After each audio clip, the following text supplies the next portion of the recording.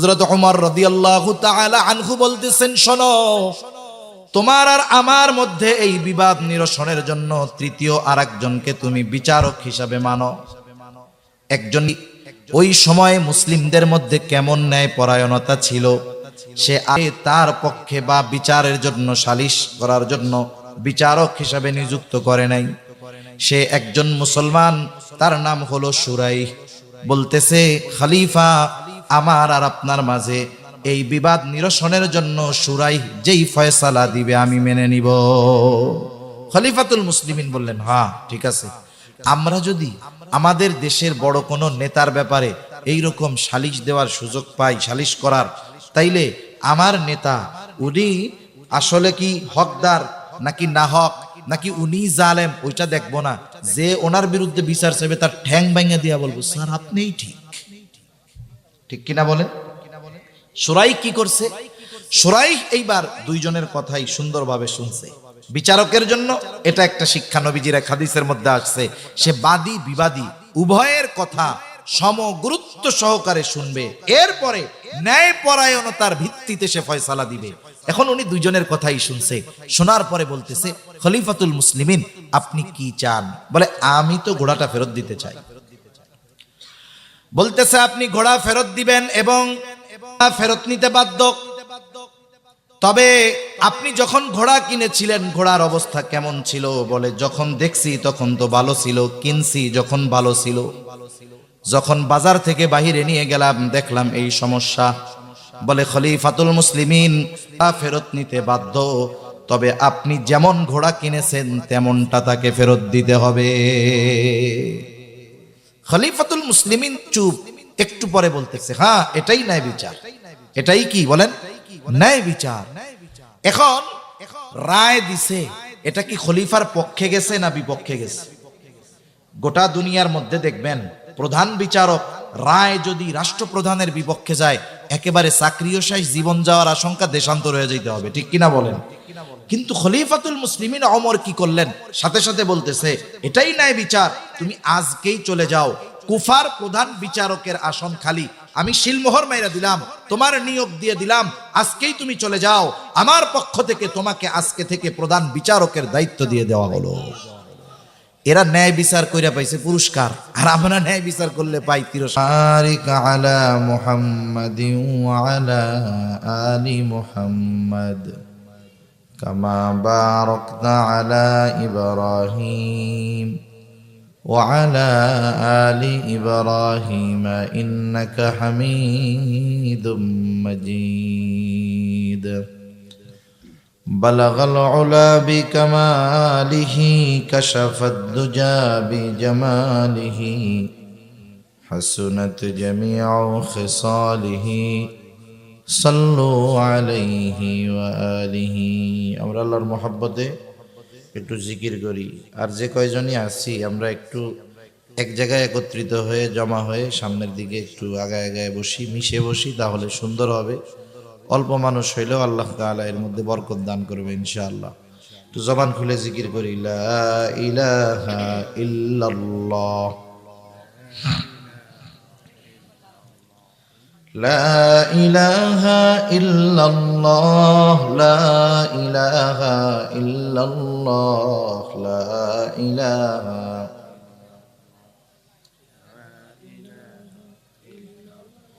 লা ইলাহা ইল্লাল্লাহ মুহাম্মাদুর রাসূলুল্লাহ সাল্লাল্লাহু আলাইহি ওয়াসাল্লাম।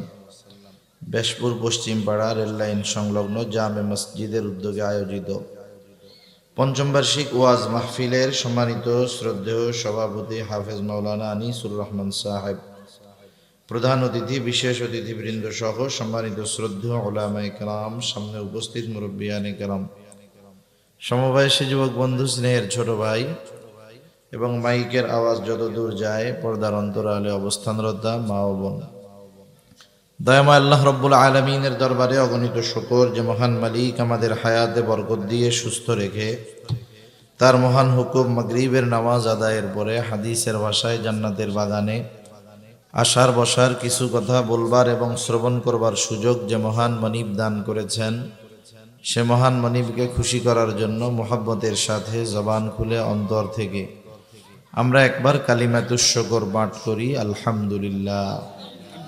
অগণিত দুরূদ ও সালাম সাইয়্যিদুল আম্বিয়া, আশরাফুল আম্বিয়া, খাতামুল আম্বিয়া, ইমামুল মুরসালিন, রহমাতুল লিল আলামিন, মুহাম্মাদুর রাসূলুল্লাহ সাল্লাল্লাহু আলাইহি ওয়াসাল্লামের উপর। আমরা যেই সময়টাতে এখানে বসতে পেরেছি, সাধারণত এই সময় মাহফিলে লোকজন আসে কম। এ সময় মানুষ কর্মব্যস্ততায় থাকে, তবে এই সময়টার দাম মূল্য অনেক বেশি। যেমন যারা কোরআন হিফজ করে, হিফজখানার ভিতরে সব সময় যে সামনের নতুন পড়াই মুখস্থ করে, বিষয়টা এমন নয়। প্রত্যেকটা স্টেপ বাই স্টেপ কাজ করতে হয় নিয়মতান্ত্রিকতার ভিতরে। গোটা 24 ঘন্টার ভিতরে নতুন পড়া তথা সামনের পড়া যেই সময় মুখস্থ করা হয়, এটা হলো মাগরিব থেকে নিয়ে এশা পর্যন্ত। বাকি সময়টার অধিকাংশ সময় কাটে পেছনের গুলো বারবার রিভিশন দেওয়ার জন্য, যেন পেছনের গুলো না ভুলে যায়। কিন্তু মাগরিব থেকে এশা এই সময়টাতে সামনের পড়া কেন মুখস্থ করা হয়? অন্য সময় তো করা যাইতো। বুজুর্গানে দিন বলেন, মাগরিব থেকে নিয়ে এশা এই সময়টাতে আল্লাহ তাআলার বিশেষ রহমত বান্দার উপরে বর্ষিত হয়, সুবহানাল্লাহ। এজন্য এই সময়টা গুরুত্বপূর্ণ একটি সময়। আল্লাহ তাআলা আমাদের যাদেরকে বসার তৌফিক দান করেছেন ব্যস্ততাকে উপেক্ষা করে, এটা আল্লাহ তাআলার পক্ষ থেকে বড় এক ইহসান, বড় এক দয়া। আমি আপনাদের খেদমতে পবিত্র কোরআনুল কারীমের সূরাতুন নিসার 58 নম্বর আয়াত তিলাওয়াত করেছি। আল্লাহ তাআলার কাছে তৌফিক চাই, আল্লাহ তাআলা অল্প সময়ে কিছু কথা আমাকে বলবার তৌফিক দান করেন, যে কথাগুলো আমাদের সবার দুনিয়া এবং আখিরাতের জন্য কল্যাণকর হয়। সকলে বলি আমিন। রমজান মাস যেহেতু সমাগত, সাধারণত এই সময়গুলাতে মসজিদের খতিব সাহেবেরা রমজান কেন্দ্রিক কথাগুলো বেশি বলে থাকেন। আমি এজন্য এই বিষয় না আলোচনা না করে অন্য আর একটা বিষয় আলোচনা করার নিয়তে সূরাতুন নিসার 58 নম্বর আয়াত তিলাওয়াত করেছি। দেখুন, এ দুনিয়াতে দুটো শব্দ আমাদের খুব পরিচিত আছে। একটি হলো মুআমালাত, আর একটা হলো মুআশারাত। মুআমালাত, মুআশারাত। মুআমালাত হলো লেনদেন, হক সম্পৃক্ত বিষয়, আর মুআশারাত হলো চরিত্রের সাথে সম্পৃক্ত বিষয়। মুআমালাত অনেক সময় অনেকে বলে একটা মানুষকে চেনার অন্যতম মাধ্যম হলো লেনদেন, আদান প্রদান। তাহলে একটা মানুষ মুআমালাতের মাধ্যমেই বোঝা যায় আসলে এই মানুষটার অভ্যন্তরীণ অবস্থা কি। আমাদের সমাজে অনেক মানুষ আছে, তিনি নামাজ পড়েন কিন্তু ওনার মুআমালাত, লেনদেন তথা হক সম্পৃক্ত বিষয় ঠিক নাই। এরকম আল্লাহর ওলি সমাজে আছে না নাই? কত হাজী সাহেব অন্যর জমির আইল কুপাইয়া নিজের মধ্যে ঢুকায় নিতেছে, এরকম হাজী সাহেবের অভাব এদেশে নাই, ঠিক কিনা? আছে অভাব? অভাব নাই, অনেক হাজী সাহেব আছেন এরকম।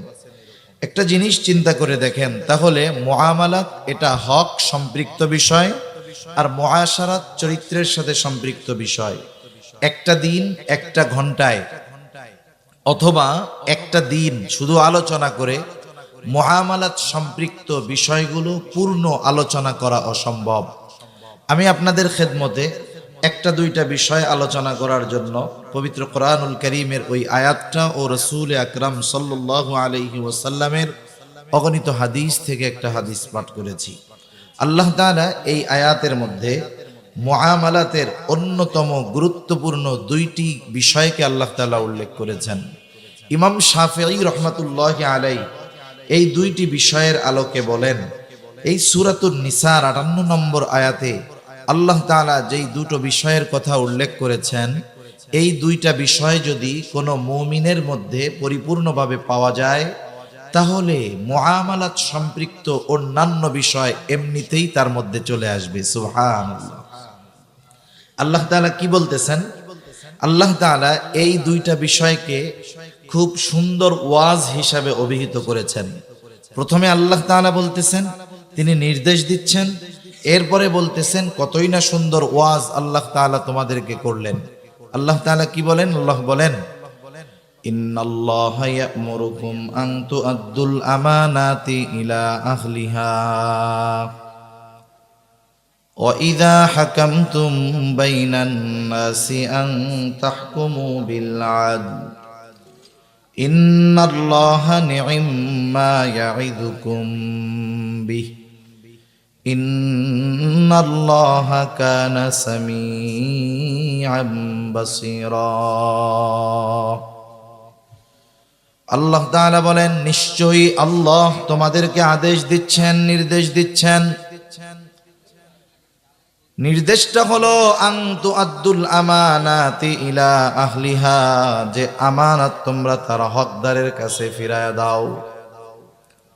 2 নম্বর আদেশ, ওয়া ইযা হাকামতুম বাইনান নাস আন তাহকুমু বিল আদল, আর তোমরা যখন মানুষের মধ্যে বিচার আচার করবা, ন্যায় বিচার করবা, তাহলে আল্লাহ রাব্বুল আলামিন 1 নম্বর আদেশ দিলেন যে আমানত তার হকদারের কাছে ফিরায়া দাও।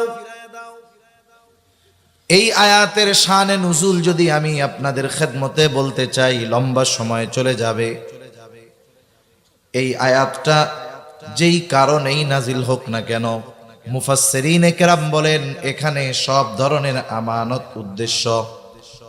তার মানে আল্লাহ তাআলার নির্দেশ হলো, কারো আমানত, কারো হক যদি আমার আপনার কাছে থাকে, সেই প্রাপ্য ব্যক্তি যদি সে ভুলেও যায়, যে হক পাবে সে যদি ভুলেও যায়, আমার আপনার প্রতি নির্দেশ হলো তুমি নিজ দায়িত্বে তার আমানতের বস্তু ফিরায়া দাও।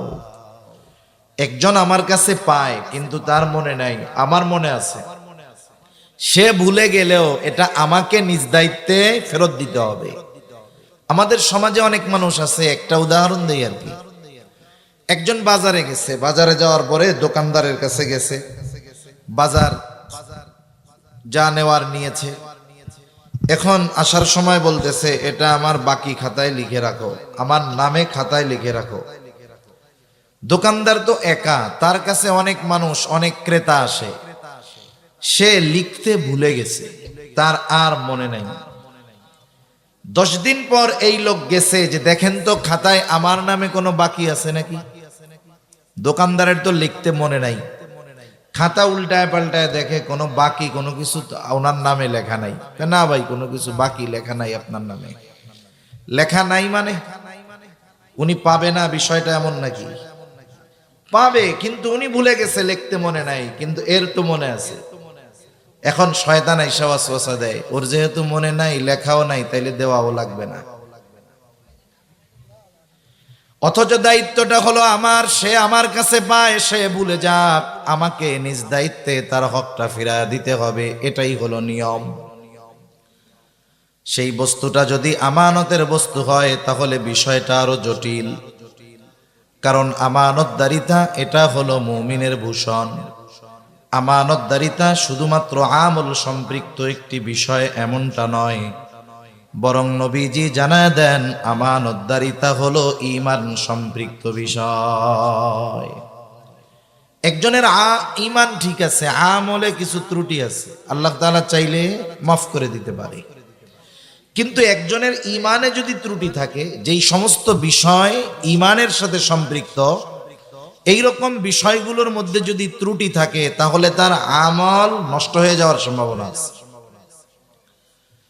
এজন্য রাসূল আকরাম সাল্লাল্লাহু আলাইহি ওয়াসাল্লাম বলেন, লা ঈমানা লিমান লা আমানাতা লাহ, যার মধ্যে আমানতদারিতা নাই তার ঈমান নাই। আমানতদারিতা এটা হলো মুমিনের ভূষণ, আর আমানতের খেয়ানত করা এটা হলো প্রকৃত মুনাফিকের অন্যতম আলামা। মুনাফিক কে? যে ঈমানকে প্রকাশ করে, কুফরিকে গোপন রাখে, মূল হলো, কিন্তু ওটাকে গোপন রেখে সে মানুষের সামনে ইমানদারের মতো থাকে। এটা কাফেরের চাইতেও খারাপ, প্রকাশ্যেও খারাপ। যেমন কোন মানুষ যদি অসুস্থ হয়, তার অসুস্থতার আলামত যদি প্রকাশ পায়, রোগ যত বড় হোক, আলামত প্রকাশ পেলে ওটার ট্রিটমেন্ট করা যায়। কিন্তু একটা রোগ আছে এই রোগটা এমন সময় আলামত প্রকাশ করে যখন 80% পার হয়ে যায়। আলামত প্রকাশ পাওয়ার পরে সুস্থ হওয়াটা বড় কঠিন হয়ে যায়। এই জীবাণু যেমন ভয়ানক, এর চাইতে বেশি বিপজ্জনক ভয়ানক হলো নেফাকি। এই জন্য আল্লাহ তাআলা কোরআনুল কারীমের মধ্যে মুনাফিকের ব্যাপারে যেই শাস্তির কথা বলেছেন, এর ব্যাপারেও আল্লাহ তাআলা এমনটা বলেন নাই। আল্লাহ তাআলা বলেন, ইন্নাল মুনাফিকিনা ফিদ দারকিল আসফালি মিনান নার। আল্লাহ তাআলা বলেন, মুনাফিকের স্থান হবে জাহান্নামের একেবারে তলদেশে। ওয়ালান তাজিদা লাহুম নাসীরা, তার জন্য কোনো সাহায্যকারী নাই। কেন? বলে মুনাফিক হলো এরিতেও বিপজ্জনক। প্রকাশ্য শত্রুর মোকাবেলা করা সহজ, সে যত শক্তিশালী হোক না কেন, কিন্তু যে নিজেকে গোপন রাখে, লুকায় রাখে, সে বড় বিপজ্জনক, সে যতই দুর্বল হোক না কেন। এই জন্য নবীজিও মুনাফিকের আলামতগুলো আমাদের জানায় দেন। নবীজি বলেন, মুনাফিকের 1 নাম্বার আলামত ইদা হাদ্দাসা কাযাবা। মুনাফিক যখন কথা বলে মিথ্যা কথা বলে। ইদা ওয়াদা আখলাফা, যখন ওয়াদা করে ওয়াদা খেলাফ করে। ইদা তুমিনা খানা, আমানতের খেয়ানত করে। আরেকটা বর্ণনায় আরেকটা বাড়ায় আসছে, ওয়া ইদা তাখাসামা ফাজারা। মুনাফিকের সাথে যখন কারো তর্ক বিতর্ক হয়, সে লিগ্যাল ওয়েতে তর্ক বিতর্ক করে না, বরং অশ্লীল মন্দ বকাঝকা করে। তাহলে 1 নাম্বার মিথ্যা কথা বলে, ওয়াদা খেলাফ করে, আমানতের খেয়ানত করে, বকাঝকা করে। আচ্ছা, আপনারা এখানে যারা আছেন, আপনাদের সমাজে, আমাদের সমাজে নামাজ পড়ে, আবার এই মুনাফিকের 4 আলামত পাওয়া যায়, এরকম নামাজি সমাজে কম বেশি আছে না নাই? বহুত আছে আলামত মুনাফিকের, ওগুলা পাওয়া যায় নামাজির মধ্যে, হাজির মধ্যে, ভালো মানুষের মধ্যে, যাকে আমরা ভালো মানুষ মনে করি। মুনাফিকের আলামত হলো এমন ঈমান ধ্বংসের কারণ হয়ে যেতে পারে।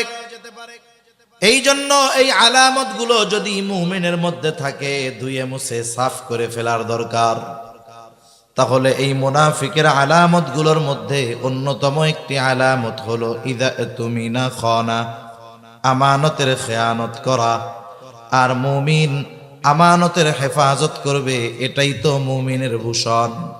এখন বিষয় হলো, যেই বিষয়টার সম্পৃক্ততা ঈমানের সাথে, এই বিষয়গুলোর ব্যাপারে প্রত্যেকটা মুমিনের বিস্তারিত ধারণা থাকার দরকার আছে না নাই? প্রত্যেকটা মুমিনের বিস্তারিত ধারণা থাকার দরকার। এখানে একটা টিস্যু আনেন, এরপরে একটু গরম পানি দেন, চিনি দিনি যারা পানিও গাইলেন না, চাউল গাইলেন।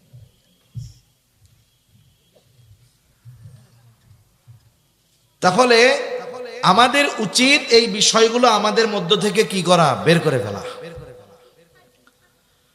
আমানতদারিতার ব্যাপারে স্বচ্ছ ধারণা থাকার দরকার।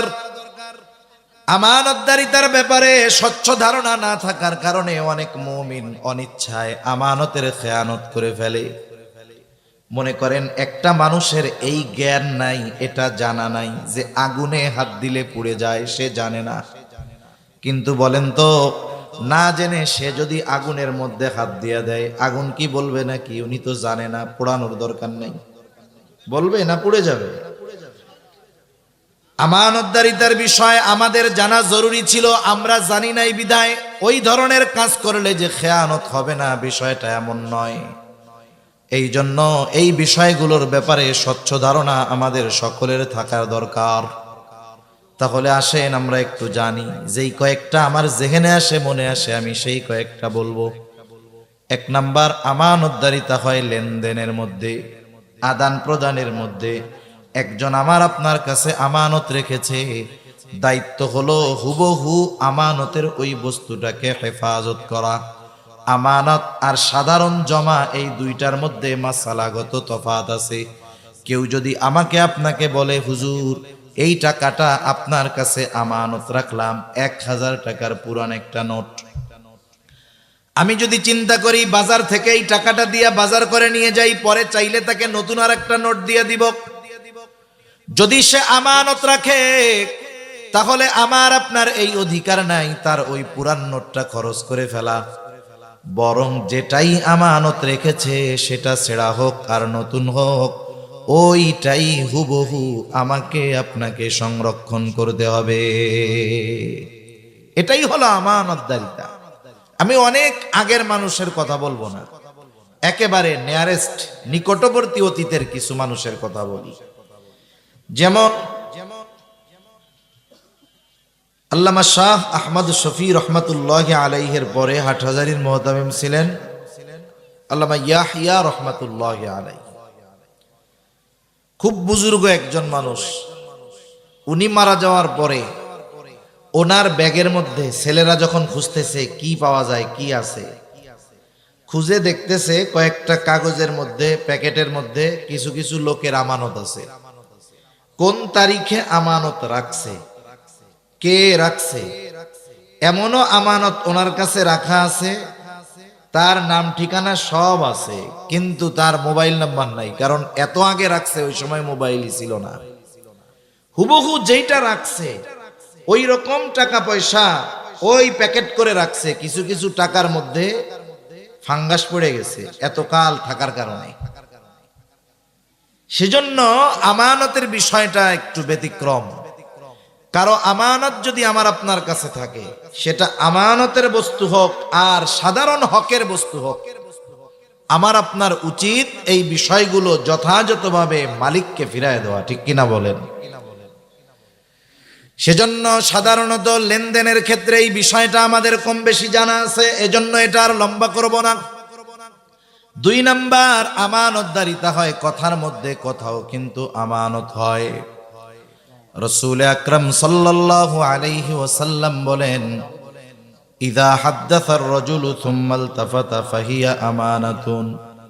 নবী বলেন, যখন কেউ কথা বলে আর এদিকে সেদিকে তাকায়, ফাহিয়া আমানাতুন, ওই কথাটাও আমানত হয়ে যায়। কেউ আমার আপনার কাছে এসে কথা বলতেছে, কথা বলার সময় এদিকে তাকায় ওইদিকে তাকায়, কেন তাকায়? আপনি আমি বুঝতেই পারি যে সে চায় না তার এই কথাটা আমি ব্যতীত অন্য কেউ শুনতে পাক, ঠিক কিনা বলেন?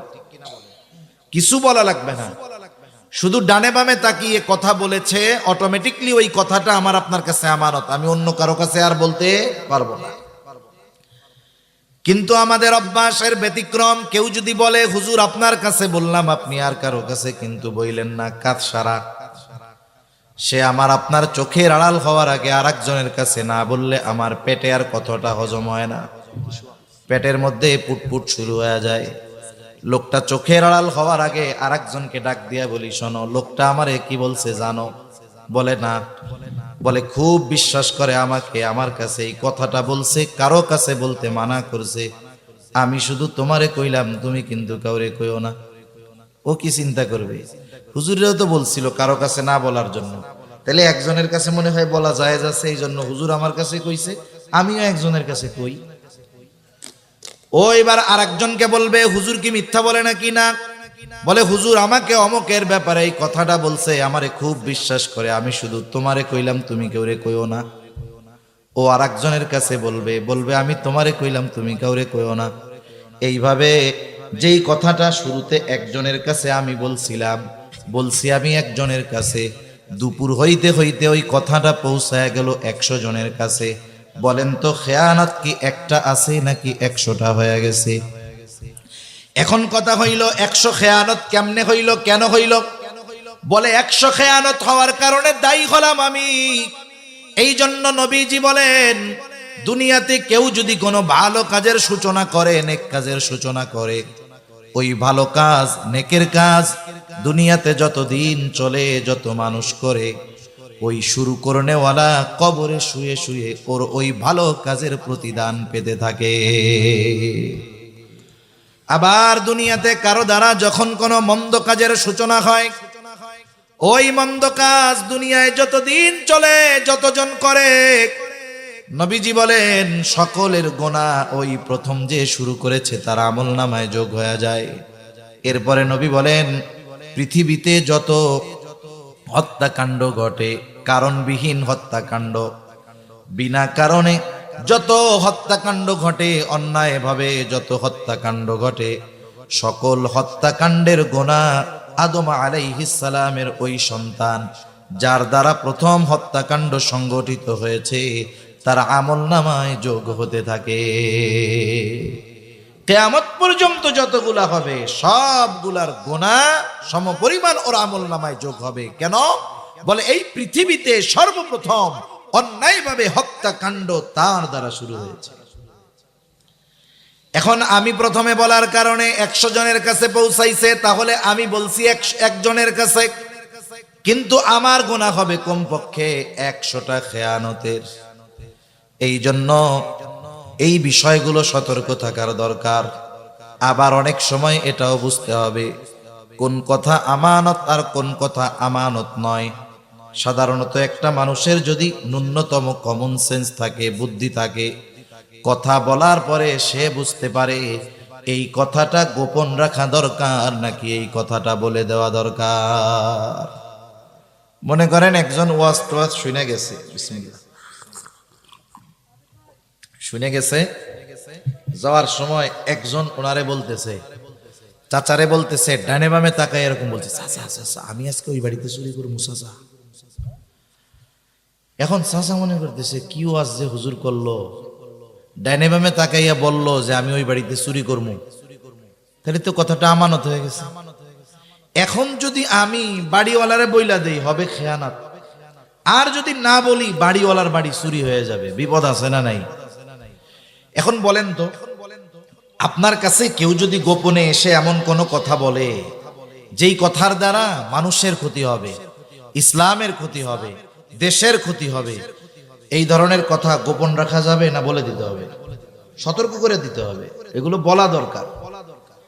আবার কেউ যদি কারো কাছে এসে অনেক সময় নিজের পার্সোনাল ব্যক্তিগত লাইফের কথা বলে, অনেক সময় অনেকে আছে আপনাকে আমাকে বিশ্বাস করে তার ব্যক্তিগত জীবনের অনেক কথা বলবে, যে কথাগুলো যদি সমাজের মানুষ জানে সে লজ্জা পাবে, রাস্তায় বের হতে লজ্জা পাবে।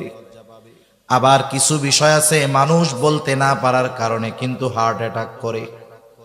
চিকিৎসা বিজ্ঞান বলে মানুষ যেই কথাগুলোর কারণে কষ্ট পায়, মাত্রাতিরিক্ত টেনশন করে, ওই ধরনের কথা যদি সে চাপিয়ে রাখে, কারো কাছে না বলতে পারে, তাহলে তার স্ট্রোক করার সম্ভাবনা বহুগুণ বেড়ে যায়।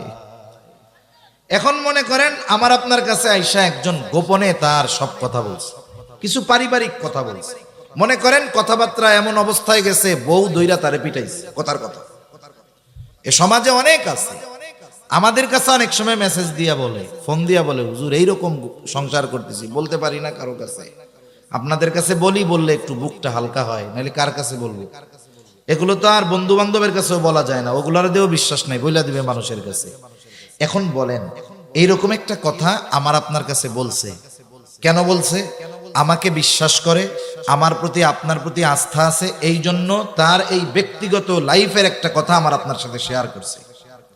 বলেন তো এই কথাটা যদি সমাজের মানুষ জানে, লজ্জা পাবে কি পাবে না? এখন আমার সাথে এখন তার সম্পর্ক ভালো, আমি এই কথাটা গোপন রাখলাম। আমাদের দেশে তো একটা মানুষের সাথে সম্পর্ক সব সময় সবার ভালো থাকে না, সম্পর্কেরও জোয়ার ভাটা হয়। এক সময় সে আমার দলের মানুষ ছিল, এই জন্য আমি তার গোপন কথাটা কারো কাছে বলি নাই, কিন্তু একটা সময় সে আমার বিরোধী দলের হয়ে গেছে। এখন এক সময় ছিল বন্ধু, এখন সে আমার দুশমন। এখন আমি তার ওই গোপন কথাটাকে অস্ত্র বানাই, বলি বেশি তিরিং বিরিং করবা না, কথা যদি বলো সব তোমার ব্যাপারে জানি, মানুষের কাছে কিন্তু কইয়া দিমু, হাটে হাড়ি ভাঙা দিব, তখন কিন্তু লজ্জায় মুখ দেখাইতে পারবা না। বলেন তো আমানত কি শুধু বন্ধুর কথাকে রাখতে হবে, অথবা আমানতের হেফাজত কি শুধু মোমেনদেরটাই করতে হবে? এমনটা নয়, বরং কোন আপনার আমার কাছে কোনো বস্তু, কোনো কথা আমানত রাখে, তারটাকেও হেফাজত করতে হবে। রাসূল আকরাম সাল্লাল্লাহু আলাইহি ওয়াসাল্লাম কেমন আমানতদার ছিলেন, আমরা কেমন আমানতদার নবীর উম্মত। নবীজির আমানতদারিতার ব্যাপারে আলাদাভাবে বলতে গেলে লম্বা সময় চলে যাবে। দুই একটা কথা বলি। এই উপমহাদেশে আমলে একজন ঐতিহাসিক এসেছেন। তিনি এখানে এসে দেখলেন মুসলমানদের সাথে মিশলেন, মুসলমানদের আচার আচরণ আখলাকে তিনি মুগ্ধ হয়ে গেলেন। তিনি জানতে আগ্রহী হলেন মুসলমানেরা এই ধরনের আখলাক কিভাবে অর্জন করলো। তিনি আলোচনা তাদের সাথে চলাফেরার মাধ্যমে জানতে পারলেন মুসলমানেরা এই আখলাক অর্জন করেছে মুহাম্মাদুর রাসূলুল্লাহ সাল্লাল্লাহু আলাইহি ওয়াসাল্লামের থেকে। এখন উনি নবীজির ব্যাপারে একটু পড়াশোনা শুরু করছে জানার জন্য। উনি নবীজির ব্যাপারে ব্যাপক জানা শোনার পরে উনি একটা নবীজির জীবনী লিখছে, সিরাত লিখছে। এই সিরাতে উনি নবীজির আখলাক গুলোকে, চরিত্রগুলোকে আলাদা আলাদাভাবে সুন্দরভাবে উল্লেখ করছে। একজন অমুসলিম সে তার ভাষায় নবীজির ব্যাপারে বলতেছে যে মুহাম্মদ এমন আমানতদার বিশ্বস্ত মানুষ ছিল, সে মুসলমানদের প্রফেট, মুসলমানদের নবী। তাকে নবুয়ত দেওয়ার আগেই থেকেই আল আমিন, আস-সাদিক, সত্যবাদী, আমানতদার এই উপাধি তারা সে লাভ করেছিল। সুবহানাল্লাহ। সে এতটা পরিমাণ আমানতদার ছিল যে তার ঘোর শত্রু নির্দ্বিধায় তার কাছে আমানত রাখত। মানে তার শত্রু তার কাছে আমানত রাখতে কোনো কুণ্ঠাবোধ করতো না, সংকোচ বোধ করতো না। তারা জানতো যে আমরা মুহাম্মাদের যতই বিরোধিতা করি না কেন, মুহাম্মদ এই বিরোধিতার কারণে, শত্রুতার কারণে কখনো আমাদের আমানতের খেয়ানত করবে না। সুবহানাল্লাহ। যার বিরুদ্ধে, যাকে হত্যার ষড়যন্ত্র করতেছে, তার কাছে আমানতের বস্তু নির্দ্বিধায় রাখতেছে। কেমন আমানতদার নবী ছিলেন! রাসূল আকরাম সাল্লাল্লাহু আলাইহি ওয়াসাল্লামের উপরে যখন জুলুম নির্যাতনের মাত্রা বেড়ে গেল, আল্লাহ তাআলা হিজরতের ব্যাপারে খবর জানায় দিলেন, অচিরেই আপনার হিজরত হবে। তবে কোন দিন হবে, কোন সময় হবে, আল্লাহ তাআলা দিনক্ষণ নির্দিষ্ট করে জানান নাই, প্রস্তুত থাকতে বলেছেন। চিন্তা করতেছে এখন তো আর আবু তালেব বেঁচে নাই, এখন যদি মুহাম্মদকে আমরা দুনিয়া থেকে বিদায় করে দেই, কেউ আমাদেরকে বাধা দিতে আসবে না। সব গোত্রের মানুষ একত্রিত হলো, নেতারা একত্রিত হলো। সর্বশেষ পরামর্শ হলো এই কাণ্ডে প্রত্যেক গোত্র থেকে এক একজন অংশগ্রহণ করবে, যাতে করে এক গোত্রের মানুষ অপর গোত্রকে দোষারোপ না করতে পারে। কেউ যদি কাউকে বলে তাহলে বলবে তোমার গোত্রের প্রতিনিধিও ছিল, লোকও ছিল, তাহলে কি হবে? সাপ মরবে, লাঠিও ভাঙবে না। এই চিন্তা করে তারা পরামর্শ নিল প্রত্যেক গোত্র থেকে এক একজন যুবকের উপস্থিতিতে আজ রাত্রেই মুহাম্মদকে দুনিয়া থেকে চিরতরে বিদায় করে দেওয়া হবে। তারা যখন এই সিদ্ধান্তে উপনীত হলো, আল্লাহ তাআলা জানায় দিলেন, ও পয়গম্বর, আজ রাত্রেই আপনার হিজরতের সফর শুরু হবে। নবীজি ঘরের মধ্যে অবস্থান করতেছেন, চারদিক দিয়ে রাখছে। নবীজির ঘর কংক্রিট দিয়ে, ইট, সিমেন্ট, বালু দিয়ে বানানো ছিল না। নবীজিও জানেন যে তাকলা করার জন্য তার ঘরের চারদিকে সে সশস্ত্র অবস্থায়। নবীজি হিজরতের প্রস্তুতি নিচ্ছেন। নিজের ঘরে হযরত আলী রাদিয়াল্লাহু তাআলা আনহুকে রেখে নবীজি হিজরতের উদ্দেশ্যে বের হলেন। আল্লাহ তাআলা তাদের চোখের উপরে পর্দা ফালায়া দিল। নবীজি নির্দ্বিধায় বের হয়ে গেলেন। এখন কথা হলো, কেন আলী রাদিয়াল্লাহু তাআলা আনহুকে নিজের বিছানায় রেখে গেলেন? কারণ নবীজি যখন হিজরত করবেন তখনও নবীজির কাছে রাখা কিছু আমানত ছিল। আমরা হলে চিন্তা করতাম যাদের কারণে দেশ ছাড়া লাগতেছে তাদের সম্পদ ফেরত দেওয়ার দরকার কি, এগুলো নিয়ে যাই।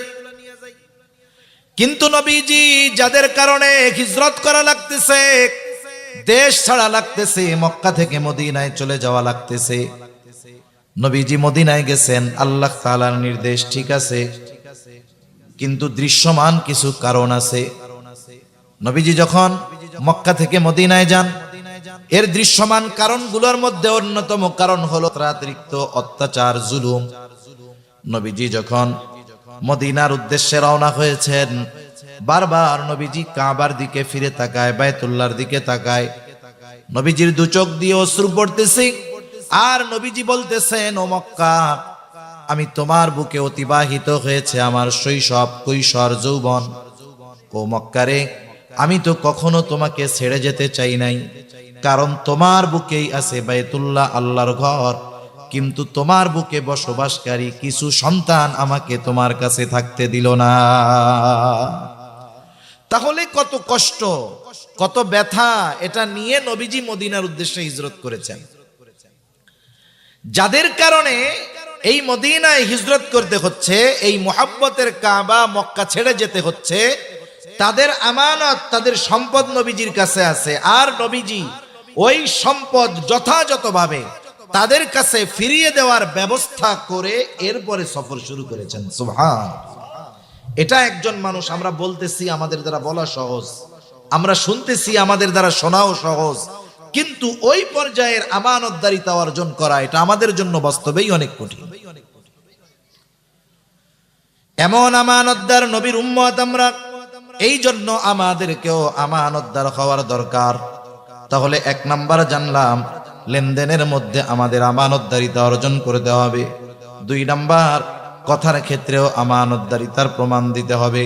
3 নাম্বার, দায়িত্ব আমানত, ছোট বড় সকল দায়িত্ব আমানত। এখন তো এমন এক জামানা চলতেছে, যেই জামানায় দায়িত্ব নেওয়ার জন্য প্রতিযোগিতা করা হয়, আবার অনেক সময় দায়িত্ব কেনার জন্য বিপুল অঙ্কের টাকা ব্যয় করা হয়। অনেক টাকা ব্যয় করে মানুষ দায়িত্ব নিতে চায়। আমি কাউকে ইন্ডিকেট করে উদ্দেশ্য করে বলতেছি না, যা দেখি তাই বলি। মনে করেন অনেক জায়গায় শুনি এরকম যে নমিনেশন, চেয়ারম্যানই নমিনেশন নিতে 5 কোটি টাকা লাগছে। কত ব্যয় হয়েছে? 5 কোটি টাকা। উনি চেয়ারম্যান হবেন কেন? উনি চেয়ারম্যান হবেন যখন নমিনেশন পাইছেন, পোস্টার যখন বানান, মার্কা লেখার পরে লেখা থাকে না, অমক তারিখে অমক ভাইকে এই মার্কায় ভোট দিয়া জনগণের সেবা করার সুযোগ করে দেন। তাহলে উনি বলতে চাচ্ছে কি, এই চেয়ারম্যানের দায়িত্ব উনি নিতে চান জনগণের কি করার জন্য? কথা বলে না, কি করার জন্য? আচ্ছা, যেই লোকটা 5 কোটি টাকা খরচ করে নমিনেশন কিনতে পারে, ওর কি জনগণের সেবা করার জন্য চেয়ারম্যান হওয়া লাগে না? বুঝেন নাই? তার কি চেয়ারম্যান হওয়া লাগবে? তারে তো আল্লাহ অনেক টাকা দিচ্ছে, তাইলে সেবা করে না কেন? বুঝবেন, সে দায়িত্ব কিনেছে। সে দায়িত্ব কি করেছে? দায়িত্ব কিনেছে। অথচ এমন এক জামানা ছিল, মানুষ দায়িত্ব নিত না, বরং দায়িত্বের কথা শুনলে পালায়া যাইত। সম্ভবত হযরত আবু যর গিফারি রাদিয়াল্লাহু তাআলা আনহুর ব্যাপারে আছে। একবার আলোচনা হইতেছে রাষ্ট্রের এই গুরুত্বপূর্ণ দায়িত্বটা কাকে দেওয়া যায়। আবু যর গিফারি রাদিয়াল্লাহু তাআলা আনহুর অনুপস্থিতিতে ওনার নাম একজন প্রস্তাব করেছে, অমককে দায়িত্বটা দেওয়া যায়। সকলের এই নামটা পছন্দ হয়েছে, কিন্তু এখনো চূড়ান্তভাবে ফয়সালা হয় নাই, শুধু আলোচনা হয়েছে, ফয়সালা পরে হবে। এই মজলিসের মধ্য থেকে একজন গিয়া আবু যর গিফারিকে বলছে, শোনো, রাষ্ট্রের অমক দায়িত্ব তোমাকে দেওয়া হতে পারে, এই ব্যাপারে আলোচনা চলতেছে। এই খবর যখন ওনার কানে গেছে, পেরেশান, টেনশন, যদি দায়িত্ব দিয়ে দেওয়াই হয় তাইলে কি হবে? এই দায়িত্ব দিয়ে দেয় নাকি এই ভয়ে উনি রাতের বেলায় এলাকা ছেড়ে চলে গেছে। আমাদের কলিজার টুকরো ইমাম আজম আবু হানিফা রাহমাতুল্লাহি আলাইহি, নাম শুনছেন না? এই জামানার কিছু, আমাদের এই সময়ের কিছু মানুষ আছে, এরা ইমাম আবু হানিফার সম্পর্কে জানে না, এজন্য ইমাম আবু হানিফার ব্যাপারে বিষোদ্গার করে। ইমাম আবু হানিফা রাহমাতুল্লাহি আলাইহির ব্যক্তিত্ব, খোদাভীরুতা, তাকওয়া, ইলমের ব্যাপারে যদি ন্যূনতম ধারণা থাকতো, তাহলে এই ধরনের মানুষগুলো ওনার মতো ব্যক্তি সম্পর্কে কুরুচিপূর্ণ শব্দ উচ্চারণ করার দুঃসাহস পেত না। এমন একজন ব্যক্তিত্ব ইমাম আবু হানিফা রাহমাতুল্লাহি আলাইহি। খলিফা মনসুরের সাথে দেখা হয়ে গেছে। খলিফা মনসুর ইমাম আবু হানিফাকে বলতেছে, ইমাম, প্রধান বিচারকের দায়িত্বটা, আসনটা খালি, আপনি প্রধান বিচারপতির দায়িত্বটা নেন, চিফ জাস্টিস। যার কাছে রাষ্ট্রপ্রধানের নামেও বিচার যাবে, তিনি রাষ্ট্রপ্রধানের ব্যাপারে বিচার করবেন। প্রধান বিচারপতি ইমাম আবু হানিফা রহমাতুল্লাহি আলাইহি সাথে সাথে এই প্রস্তাবের ব্যাপারে না বইলা দিলেন, আমি পারবো না। খলিফা চিন্তা করতেছে, আমি এত বড় এক পদের প্রস্তাব দিলাম, সরাসরি আমার মুখের উপরে প্রস্তাব ফিরায়া দিল। এটা খলিফার ইগোতে লাগছে, গায়রাতে লাগছে, আত্মমর্যাদায় লাগছে। হাতে চাবুক দিয়ে ইমাম আবু হানিফার গায়ে একটা বাড়ি মেরে দিয়েছে। এইবার খলিফা মনসুর রাজপ্রাসাদে ফিরে গেল। ওখানে খলিফা মনসুরের চাচা বলতেছে, মনসুর তুমি কাজটা ভালো করো নাই, ইমাম আবু হানিফার গায়ে চাবুক দিয়া বাড়ি মারছো, কাজটা ভালো করো নাই, তার কাছে ক্ষমা চাও। ওই সময় বাড়ি তোমার ছিল রাগে, রাগের সময় মানুষ অনেক কিছু করে ফেলে। অনেক সময় মানুষ রাগের মুহূর্তে এমন কিছু বিষয়ের সিদ্ধান্ত নিয়ে বসে যেটা তার পরবর্তী হায়াতে, গোটা হায়াতে আফসোসের অন্যতম কারণ হয়ে যায়। অনেক সময় দেখবেন তুচ্ছ বিষয় নিয়ে, একেবারে সামান্য বিষয় নিয়ে স্বামী স্ত্রীর মধ্যে কথাবার্তা হয়, তর্কাতর্কি হয়। এক সময় শয়তান দুইজনরেই এসে উত্তেজিত বানায় দেয়। এইবার বেটা মানুষ মহিলা কয়, তোমার ঘর না করলে আমার কি হইছে, 20 বছর তোমার সংসার কইরা আমি শেষ, পোলাপান পাইলা শেষ। এইবার বেটারে এসে শয়তান কয়, দেখছস তুই কামাই কইরা খাওয়াস, তোর মুখের উপরে কথা, এমন বউ দরকার কি, তোর শক্তি সামর্থ্য আছে, আরো 3টা করতে পারবি, সেটা দে। একবারে রাগ ঢাক নাই, 14 গোষ্ঠী ধইরা কয় দিয়া দিলাম, আছে না নাই? এখন দিয়া যখন দিছে, শয়তানের এক মিশন তো শেষ, শয়তান এবার চলে যায়। আর মানুষগুলো খারাপ আছে, মানুষগুলো যখন ঝগড়া লাগে, এই ঝগড়ার শেষ পর্যন্ত দেখার জন্য অপেক্ষা করে। আপনারা বল খেলা দেখেন না, দেখছেন তো, এগুলো আমরাও তো দেখছি। এক সময় বল খেলা যখন হয়, তখন বল তো একটা, বল যেদিক যায় নজর সবার সেদিক থাকে, সবাই রেডি। যখন প্লেয়ার মেরে দিছে বল, গোলরক্ষক আর ধরতে পারে নাই, তখন যেই দল গোল মেরে দিছে সেই দলের দর্শক কি করে, লাফাইয়া উঠে 5 হাত উপরে, গোল কয়ে লাফ মারে, মারে কি মারে না। এতক্ষণ কিন্তু সব চুপ, নিস্তব্ধ, নীরব, শুধু দেখতেছে কি হয়। যখন স্বামী স্ত্রীর ঝগড়া চলে, ওই রকম দর্শক চারদিক দিয়ে দেখে যে গোল কোন সময় হবে। যখন চাচা বলে দিয়া দিলাম তোর 14 গোষ্ঠী ধরে সবগুলা, এইবার সকলে লাফায় ওঠে, আরে চাচা করলেন কি, আরে চাচা করলেন কি। কেন? এর আগে মহিলারা মহিলাটাকে দূরে নিয়ে যাইতে পারলো না, পুরুষরা মিলে পুরুষটাকে দূরে নিয়ে যাইতে পারলো না, মাথার মধ্যে পানি ঢেলে দিতে পারলো না। তখন দেখা যাইতো দুজন যখন দুজনের সামনে না থাকতো, রাগটা কমতো, হয়তো এই ধরনের কঠিন সিদ্ধান্তে তারা যেত না। এখন যখন তালাক দেওয়া হয়ে গেছে, শয়তান চলে গেছে, এবার আইসা মোহাব্বত ঢুকায়া দেয়। হুজুরের কাছে গিয়া বলে, হুজুর কাজ ছাড়া কি করছো? কয় 14 গোষ্ঠী ধইরা দিয়া দিছি। কেন দিছো? বলে হুজুর রাগ হইয়া দিছি। কেউ খুশিতে এই কাজ করে না, রাগ হয়েই করে। এই জন্য গোটা জীবনের একটা মূল নীতি আমরা শিখে রাখবো, রাগ অবস্থায় অন্য কিছু যত কিছু করা হয় হোক, কিন্তু রাগান্বিত অবস্থায় কখনো চূড়ান্ত সিদ্ধান্ত নিব না। আপনার রাগ আসছে, মাত্রাতিরিক্ত রাগ, একটা কিছু ভেঙে ফেললেন, ভিন্ন কথা, কিন্তু আপনি চূড়ান্ত সিদ্ধান্ত নিবেন ঠান্ডা মাথায়। আপনি যদি রাগান্বিত অবস্থায় সিদ্ধান্ত নিয়ে নেন, সেটা কার্যকর হবে এবং পরবর্তীতে আজীবন পস্তানোর একটা কারণ হবে, ঠিক কিনা? এখন বাড়ি তো মারছে, ওই সময় রাগ ছিল, এখন তো রাগ নাই, মাফ চাইতে গেলে তো লজ্জা লাগবে। চিন্তা করেছে তার বিশ্বস্ত সহচরকে পাঠায়া দিবে, পাঠায়া দিছে ইমাম আবু হানিফার কাছে। বলতেছে ইমাম আবু হানিফাকে গিয়ে বলবা খলিফা তার আচরণের কারণে লজ্জিত, ক্ষমা চেয়েছে, মাফ করে দেন। সাথে সাথে 1 থলে স্বর্ণ মুদ্রা দিয়া বলে, শোনো ইমাম আবু হানিফাকে এটা আমার পক্ষ থেকে হাদিয়া দিয়া দিবা, আর এটাও বলবা এই হাদিয়া যদি আপনি গ্রহণ করেন তাহলে খলিফা নিশ্চিত হবে যে আপনি তাকে ক্ষমা করে দিয়েছে। লোকটা চলে গেছে ইমাম আবু হানিফার কাছে। ইমাম আবু হানিফার কাছে গিয়ে বলতেছে যে খলিফা ওই আচরণের জন্য লজ্জিত, দুঃখিত, মাফ চাইছে, মাফ করে দেন। ইমাম আবু হানিফা বললেন ঠিক আছে, মাফ করে দিছি। এখন ওই লোক বলে, আপনি যে মাফ করলেন, খলিফা তো নিশ্চিত হবে তখন এই যে হাদিয়া দিয়েছে এটা আপনি যখন গ্রহণ করবেন তখন। ইমাম আবু হানিফা বলতেছে না, হাদিয়া গ্রহণ করা যাবে না, তুমি নিয়ে যাও, মাফ করে দিছি। লোকটা বারবার জোরাজুরি করার পরে বলতেছে, খলিফা হাদিয়াটা পাঠিয়েছে, আপনি রাখেন। ইমাম আবু হানিফা বলতেছে না, রাখা যাবে না। লোকটা বলে, আপনি রাখেন, আপনার ব্যবহার করার দরকার নাই, আপনি দরকার হয় কাউকে সদকা করে দিয়েন।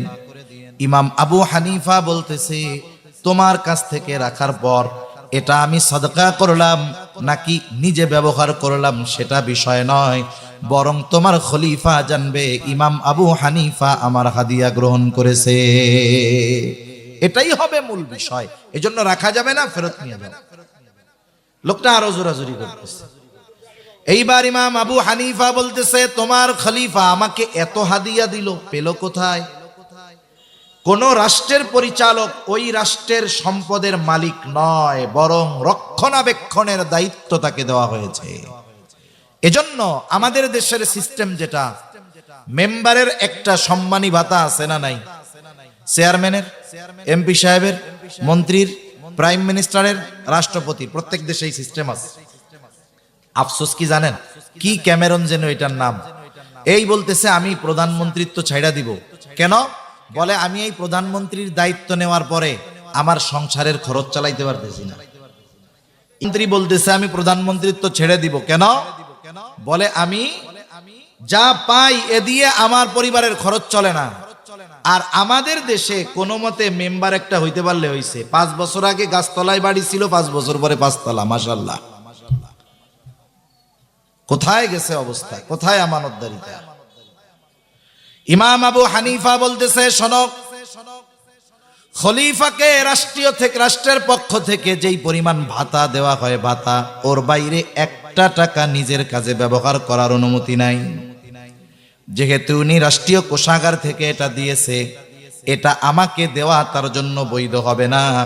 এটা তাকে তুমি ফিরায়া দিবা এবং এটাও বলবা রাষ্ট্রীয় কোষাগার থেকে শুধুমাত্র যেই পরিমাণ তার জন্য ভাতা, এর বাইরে একটা দিরহাম সে নিজের কাজে ব্যয় করতে পারবে না, তাহলে আমানতের খেয়ানত হবে। লোকটা গিয়া এইবার খলিফার কাছে আরো তেল মশলা লাগায়া কথাটা বলছে।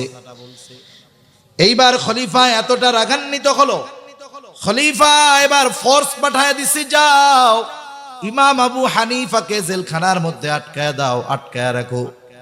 জেলখানার মধ্যে আটকায় দেওয়া হলো, চাবুক দিয়ে আঘাত করা হতো, আর বলা হতো তুমি যদি প্রধান বিচারকের দায়িত্ব গ্রহণ করো তোমাকে ছেড়ে দেওয়া হবে। ইমাম আবু হানিফার উপরে এই রকম জুলুম নির্যাতন চলার পরেও ইমাম আবু হানিফা খলিফার দায়িত্ব গ্রহণ করেন নাই। ইমাম আবু হানিফা প্রধান বিচারকের দায়িত্ব গ্রহণ করেন নাই খলিফার এত চাপের পরেও। এখানে একটা বিষয় ক্লিয়ার করার দরকার, গোটা দুনিয়াতে 2 শ্রেণীর মানুষ জেলখানায় যায়। কয় শ্রেণীর? একটু কথা বলেন, কয় শ্রেণীর? যেই দেশের শাসক জালেম হয়, যেই দেশের শাসক কি হয়, কথা বলে না, কি হয়? ওই দেশের জেলখানায় ওই দেশের সর্বশ্রেষ্ঠ মানুষগুলোকে পাওয়া যায়। কথা বুঝেন নাই? যেই দেশের শাসক জালেম হয় সেই দেশের জেলখানায় কাদের পাওয়া যায়? বলে ওই দেশের সর্বশ্রেষ্ঠ মানুষগুলাকে তখন জেলখানায় দেখা যায়। আর যেই দেশের শাসক ইনসাফগার ন্যায়পরায়ণ হয় ওই দেশের জেলখানার মধ্যে ওই দেশের সবচাইতে দুর্নীতিবাজ, চিটিংবাজ, এইগুলাকে জেলখানার মধ্যে দেখা যায়। এখন আপনি একটা জেলখানার অবস্থা দেখে ওই দেশের শাসকের অবস্থা নির্ণয় করতে পারবেন, এটা দুনিয়ার যেই দেশ হোক না কেন, ঠিক কিনা বলেন? তাহলে জেলখানায় যে শুধু খারাপ মানুষ যায় এমনটা নয়, জেলখানায় ভালো মানুষও যায়, ঠিক কিনা? ইমাম আবু হানিফা ঐতিহাসিকদের 2টা মত। একটা হলো যখন তিনি প্রচন্ড অসুস্থ হয়ে গেছেন, একটা সময় খাবারের সাথে বিষ প্রয়োগ করে ওনাকে হত্যা করে দেওয়া হলো। আর একটা হলো যখন তিনি প্রচন্ড অসুস্থ হয়ে গেছেন, ইমাম আবু হানিফা রহমাতুল্লাহি আলাইহিকে বাড়িতে পাঠায়া দেওয়া হলো। ইমাম আবু হানিফাকে গৃহবন্দী করে ফেলা হলো। ওই অবস্থায় তিনি দুনিয়া থেকে চিরতরে বিদায় নিয়ে গেলেন। ইমাম আবু হানিফার ছাত্ররা জিজ্ঞাসা করেছে, আপনি এত জুলুম অত্যাচার সহ্য করেছেন তবুও প্রধান বিচারকের দায়িত্ব নেন নাই কেন? তিনি বললেন, শোনো, যেই দায়িত্ব আমি নেই নাই ওই দায়িত্বের ব্যাপারে আল্লাহ তাআলা আমাকে জিজ্ঞাসা করবে না, কিন্তু আমি যদি দায়িত্ব নিতাম আর এই দায়িত্ব পালনে যদি কোনো খেয়ানত হইতো, যেহেতু আমি প্রধান বিচারক, আমার অজ্ঞাত সারেও যদি কেউ কোনো দায়িত্বের খেয়ানত করতো, কিয়ামতের দিন আমাকে খেয়ানতের বোঝা নিয়ে আল্লাহর সামনে হাজির হওয়া লাগতো। আবু দাউদের হাদিস, নবীজি সাল্লাল্লাহু আলাইহি ওয়াসাল্লাম বলেন, আমাদের মধ্যে কাউকে যখন কোনো দায়িত্ব দেওয়া হয়, সে যদি ওই দায়িত্বের সুচ পরিমাণ খেয়ানত করে, সুচ পরিমাণ, নবীজি বলেন কিয়ামতের দিন ওই লোকটা খেয়ানতের বোঝা নিয়ে আল্লাহর সামনে উপস্থিত হবে। এজন্য তিনটা বিষয় আমরা জানি, আরো অনেক বিষয় আছে, যেহেতু সময় সংক্ষিপ্ত এইগুলো খেয়াল রাখি, অন্য সময় অন্যগুলো রাখা যাবে। 1 নাম্বার, আমরা লেনদেনের ক্ষেত্রে আমানতদার হব। 2 নাম্বার, কথার ক্ষেত্রে আমানতদার হব। 3 নাম্বার, যে কোনো দায়িত্ব, আমাকে যেই দায়িত্ব দেওয়া হোক এই দায়িত্বের ব্যাপারে আমি আমানতদার হব। আপনি একজনের জমিতে কাজ করেন, কথার কথা, আপনাকে জমির মালিক জমি দেখিয়ে বলে এসেছে যে এই জমিটুকু তুমি কাজ করবা, এই জমিটুকু তুমি নিড়াবা, আপনি এই দায়িত্ব নিলেন, আপনি এখন এই দায়িত্ব নিয়েছেন, এটা আমানত। মালিক চলে গেছে, আপনি বসে বসে বিড়ি খাইলেন আর মোবাইল টিপলেন। দুপুরবেলা গিয়ে কাকারে বললেন, কাকা ঘাস তো অনেক শক্ত, উঠাইতে পারি নাই, অর্ধেক করছি, বাকি অর্ধেক কালকে করে দি মনে। এরকম ফাঁকিবাজ তো মাশাআল্লাহ নাই, আছে না? আয়সা কি বলবে যে আমরা পরিশ্রম কইরা খাই, তুমি যে খেয়ানত করতেছো, কাজ করতেছো, পরিশ্রম করতেছো, ঠিক আছে, কিন্তু তোমাকে যেই দায়িত্ব দেওয়া হয়েছে, দায়িত্বের খেয়ানত করার কারণে তুমিও খেয়ানতকারী, ঠিক কিনা বলেন? এজন্য ছোট বড় সব দায়িত্ব কি বলেন না, আমানত। শিক্ষক, তার শিক্ষকের দায়িত্ব যথাযথভাবে পালন করা আমানত। এক কথায় প্রত্যেকটা দায়িত্ব আমানত। আমি আমানতদারিতার বিষয় আর বলবো না। দ্বিতীয় বিষয় যেটা আল্লাহ তাআলা বলেন, ওয়া ইযা হাকামতুম বাইনান নাসি আন তাহকুমু বিল আদল, তোমরা যখন মানুষের মধ্যে বিচার আচার করবা, ন্যায় বিচার করবা, সেটা রাষ্ট্রের প্রধান বিচারক হোক, জজ কোর্টের জজ হোক, আর গ্রাম্য সালিশ হোক, গ্রাম্য সালিশের মধ্যে যখন কেউ বিচারের সুযোগ পাবে, আমাদের দেশে কিছু সালিশকারক আছে, এটা হলো কিসের করাত জানি কয়, দুই পাশেই কাটে।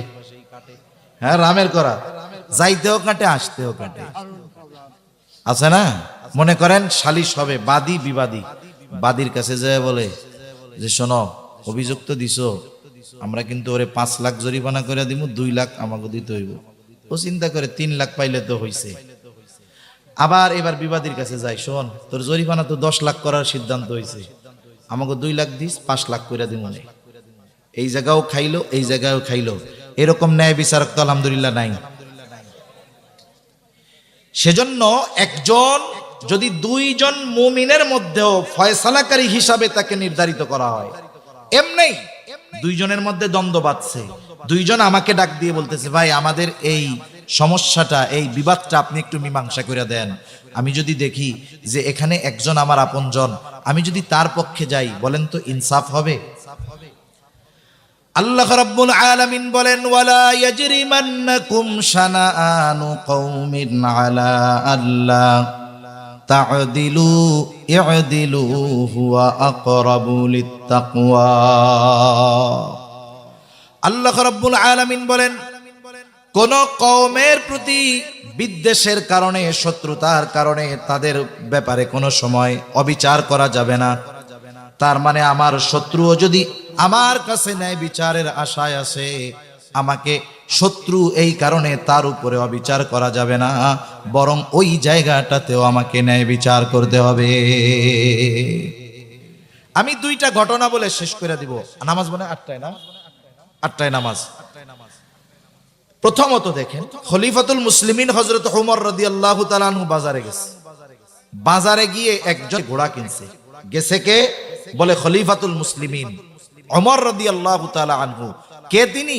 বলে ওনার সময় তিনি প্রায় পৃথিবীর 3 ভাগের 1 ভাগ, এই 3 ভাগের 1 ভাগের শাসক হযরত ওমর রাদিয়াল্লাহু তাআলা আনহু গেছে বাজারে ঘোড়া কিনতে। কিনেছে কার কাছ থেকে? কিনছে একজন। ঘোড়াটা দেখে শুনে কিনে বাজারের বাইরে এসে উঠতে গেছে, এখন দেখে ঘোড়ার পায়ে সমস্যা।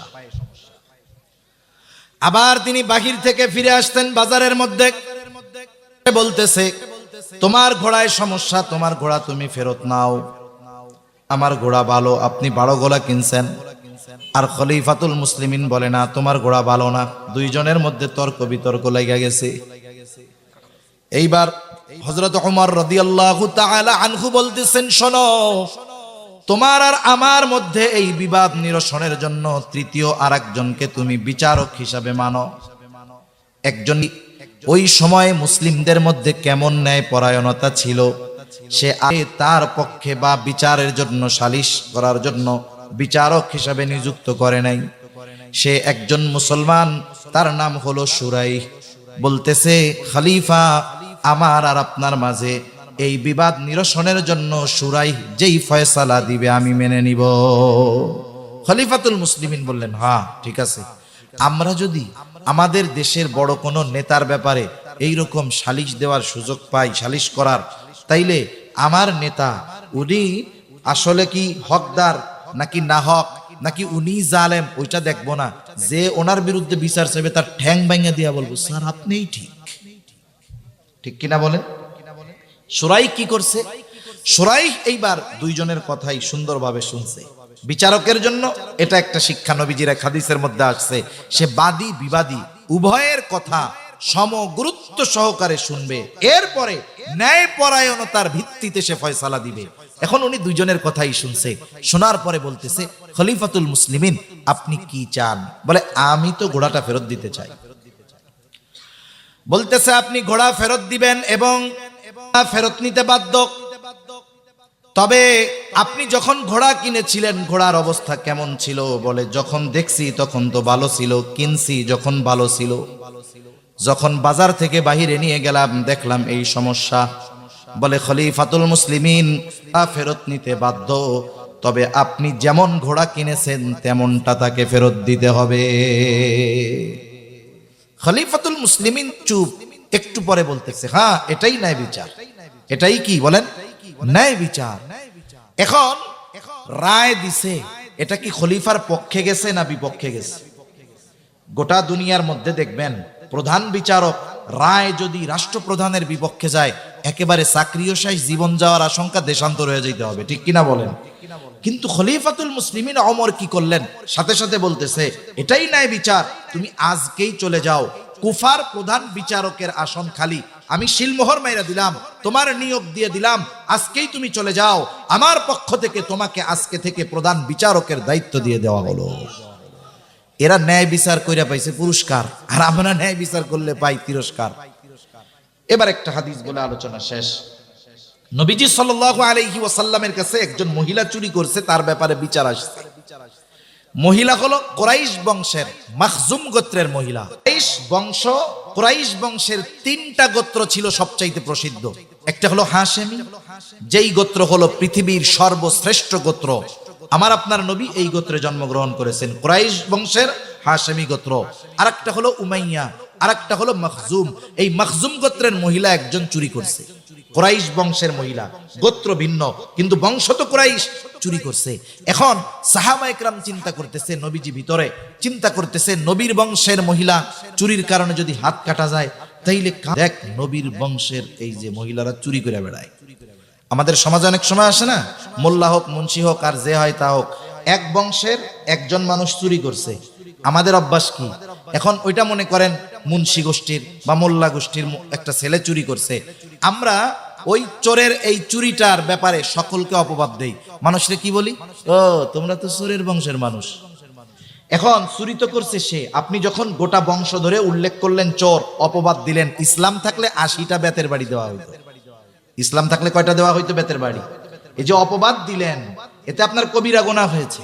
এজন্য যে অপরাধ করেছে সে যে বংশের হোক, তার ব্যক্তিগত অপরাধের কারণে গোটা বংশের ব্যাপারে এই অভিযোগ আপত্তি তোলার সুযোগ ইসলাম দেয় নাই। এদের ওই অভ্যাস ছিল। এজন্য চিন্তা করতেছে যে এই মহিলার শাস্তিটা একটু কমায়া দেওয়া যায় কিনা। এখন নবীজির কাছে কে বলবে? বলে নবীজির কাছে কাকে বলানো যায়? কাকে দিয়া? বলে ওসামারে দিয়া বলাও। যায়েদ রাদিয়াল্লাহু তাআলা আনহুর ছেলে ওসামা, একে দিয়া বলাও। ছোট মানুষ যায় বলছে যে নানা, যেই মহিলা চুরি করছে কুরাইশ বংশের মহিলা, নবীজির বুঝতে বাকি নাই যে এ কথা নবীজি বুঝতে পারছেন যে ও একা বলে নাই, ওকে কেউ শিখাইয়া দিছে। নবীজি বের হয়ে আসছে, এসে বলতেছে তোমরা কি এমন বিষয়ের ব্যাপারে সুপারিশ করতেছ যেই বিষয়ের ব্যাপারে শাস্তি কার্যকর করার আদেশ আল্লাহ তাআলা দিয়েছেন? এরপরে নবীজি বললেন, শোনো, তোমাদের পূর্বে বহুত কওমকে আল্লাহ তাআলা ধ্বংস করে দিয়েছে এই কারণে যে তাদের মধ্যে যখন শরীফ বংশের উচ্চ বংশের কোনো মানুষ চুরির অপরাধে আটক হইত, ওই যে উচ্চ বংশের মানুষ শাস্তি না দিয়া তাকে ছেড়ে দেওয়া হতো। আবার যখন কোনো দরিদ্র মানুষ, দুর্বল মানুষ একই অপরাধে আটক হতো, তার উপরে শাস্তি কার্যকর করা হতো। নবীজি বলেন, ওই আল্লাহর শপথ যার হাতে আমার প্রাণ, এই মহিলার জায়গায় যদি মুহাম্মাদের কন্যা ফাতেমাও হইতো, আমি অবশ্যই তার হাতটাকে কেটে দিতাম। তাহলে গুরুত্বপূর্ণ দুইটা বিষয়ের কথা আল্লাহ তাআলা বলেছেন। এক নাম্বার, আমাদেরকে আমানতদার হতে হবে। দুই নাম্বার, ন্যায়পরায়ণ, ন্যায় বিচারক হতে হবে। এই ন্যায় বিচার ঘরের মধ্যে হোক, সমাজে হোক, একেবারে জজ কোর্টের জজ হোক, একেবারে সুপ্রিম কোর্টের জজ হোক, যেই জায়গায় আমি আপনি বিচার করার সুযোগ পাবো, প্রত্যেক জায়গায় পক্ষপাতিত্ব না করে ন্যায় বিচার করতে হবে। এই দুইটা আদেশ দেওয়ার পরে আল্লাহ তাআলা বলেন, ইন্নাল্লাহা নি'ম্মা ইয়াইদুকুম বি। আল্লাহ তাআলা তোমাদের কতই না সুন্দর ওয়াজ করলেন। এখন এই দুইটা ওয়াজ শ্রবণ করার পরে আমরা কি সমালোচনা করি, আলোচনা করি, কি চিন্তা ভাবনা করি আর কি বলি, ওই দুই কথার উপরে আমল করি না না করি, আল্লাহ দেখেন কি দেখেন না? এই জন্য আল্লাহ তাআলা কেমন যেন বলে, বান্দা এত সুন্দর দুইটা ওয়াজ করলাম, এই দুই ওয়াজের ব্যাপারে কি আলোচনা করো, কি সমালোচনা করো, কি বলা বলি করো, আমি আল্লাহ সব দেখি শুনি। কেন? বলে, ইন্নাল্লাহা কানা সামিআম বাসীরা। নিশ্চয়ই আল্লাহ তাআলা হলেন সর্বশ্রোতা, সর্বদ্রষ্টা। তাই আমরা এই দুইটা গুণ অর্জন করবো তো ইনশাআল্লাহ। আল্লাহ তাআলা আমাদের পরিপূর্ণ আমানতদার, ইনসাফগার হওয়ার তৌফিক দান করুন। সকলে বলি আমিন। ওয়া আখিরু দাওয়ানা আনিল হামদুলিল্লাহি রাব্বিল আলামিন। আসসালামু আলাইকুম ওয়া রাহমাতুল্লাহি ওয়া বারাকাতুহু।